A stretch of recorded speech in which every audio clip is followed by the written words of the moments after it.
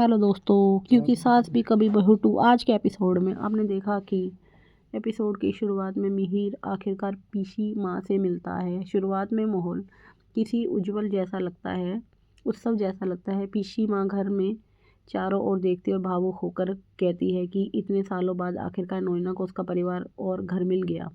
नोएना उनके बगल में खड़ी और बेहद खुश है, यह मानते हुए कि आखिरकार उसे स्थिरता और स्वीकृति मिल गई है। उसे लगता है कि अब वह शांति निकेतन में रह सकती है।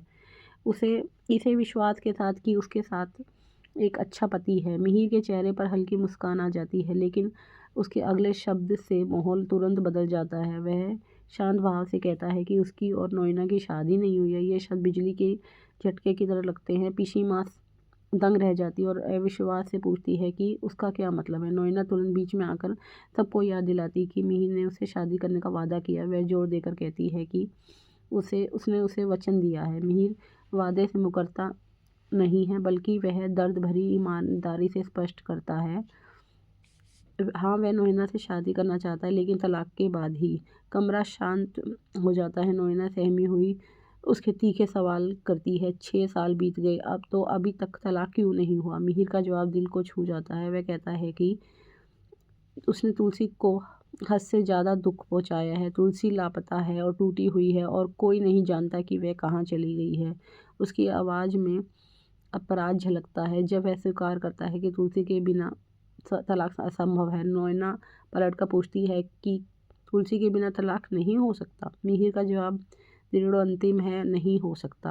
नोएना तंग रह जाती है, यह महसूस करते हुए कि 6 साल बाद भी तुलसी उसके और उस भविष्य के बीच खड़ी है जिसे वह सुरक्षित समझती थी।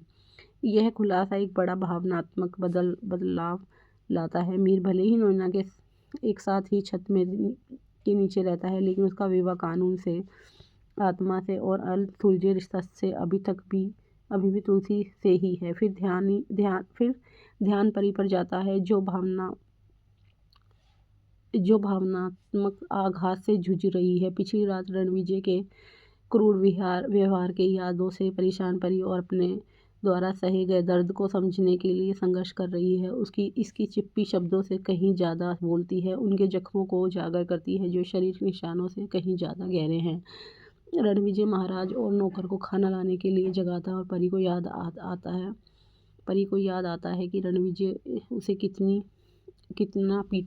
प्रताड़ित करता है। परी रोने लगती है और जब घारू जाग जाती है। घारू परी से कहती है कि उसे डर लग रहा है, उसकी माँ उसका इतना ख्याल रखती है। परी घारू के घाव पर लगाने के लिए दवा लेने जाती है। उसे याद आता है कि उसकी माँ उसका कितना ख्याल रखती थी।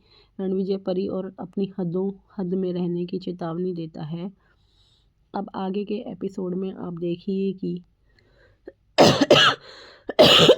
क्या तुलसी शांति निकेतन वापस आएगी। आगे का एपिसोड जानने के लिए हमारे चैनल को लाइक और सब्सक्राइब कीजिए।